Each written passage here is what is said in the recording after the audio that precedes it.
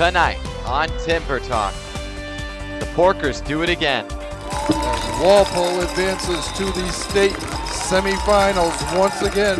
We'll break down the Porkers' last couple games and preview their next one. Girls soccer destroys Putnam. No whistle of this game. Football faces a nail-biter in Bedford. Snap good, hold good, kick is up, and it is wide right. It's no good. No good. Oh my goodness.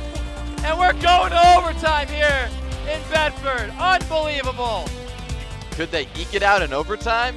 It's all coming up on our special playoff edition of Timber Talk. From the Timber TV studios, this is Timber Talk.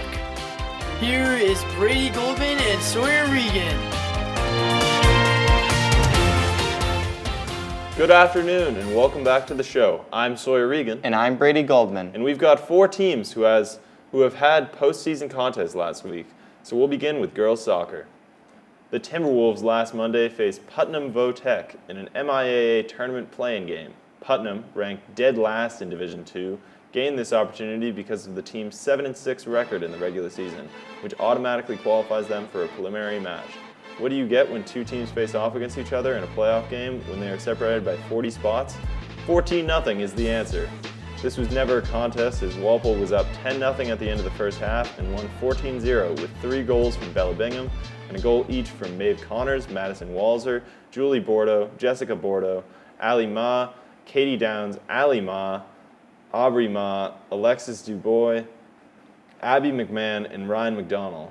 The team was riding high after a dominating win, but then had to take on a tough Marblehead team last Wednesday. The girls fought valiantly and even pushed the game to double overtime, but ultimately lost a heartbreaker 3-2.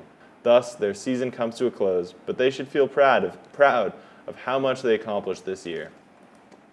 Switching to field hockey, the girls began their playoff run in hopes of a three-peat on Halloween when they faced Central Catholic.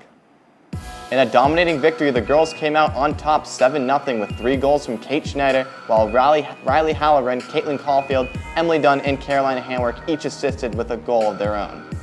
Then in the next round, the Algonquin Regional High Titans would travel 38 miles down 495, only to get shut out by a strong showing from Nora Cummings. Walpole scored 2 goals in the first from Emily Dunn and Kate Schneider, 2 goals in the second coming from Ella Dacey and Schneider, and finally 1 goal in the third from Dacey yet again to win by a 5-0 final. That would then pin Walpole against their arch nemesis Andover, who have met in the state finals the last 3 years, this time coming with a chance to get to the Final Four. We'll start in the second quarter, where it's no score, but how about Kendall Cusack, who had not scored in the previous 2 tournament games, punching this one through to break the scoring open. That would start a second quarter scoring avalanche as just about a minute later, Kate Schneider scores to make it 2-0. And then, minutes after that, Schneider again booms it through the goalpost, giving Walpole a comfortable 3-0 lead going into the half. We'll then jump to the tail end of the third quarter where Emily Dunn gets a nice feed from Emily Hagan, making it 4-0. That would just about seal it as Kaylee Walsh would tack on another goal in the fourth quarter, and the Porkers yet again are moving on to the state semifinals. They will face Winchester, who they already beat 6-1 back in September at 5 o'clock on Wednesday at Westboro High School. The cross-country team competed at the divisional meet last weekend on the challenging course of Northfield Mountain. They came second in Division 2A, earning another trophy for the school.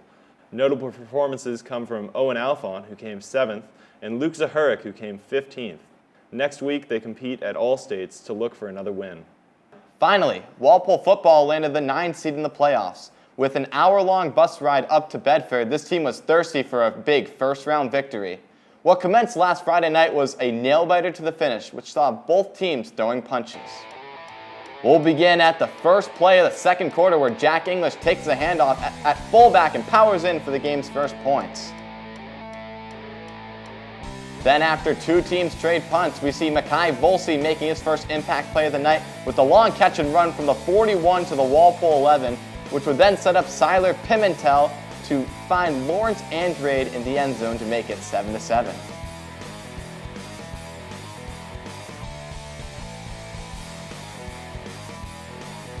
Then later in the second, just watch what happens here. It's a circus-like play where the ball is tipped up into the air, and Volsi yet again somehow comes down with it and bolts with the football down to the 5 to set up a 1st and goal for the Buccaneers. Then a few plays later, Lawrence Andrade punches it in yet again to give the Buccaneers the lead, 14-7 at the half. And the chaos would then start at the advent of the 4th quarter, where English grabs his 2nd of the night, tying the game at 14-all.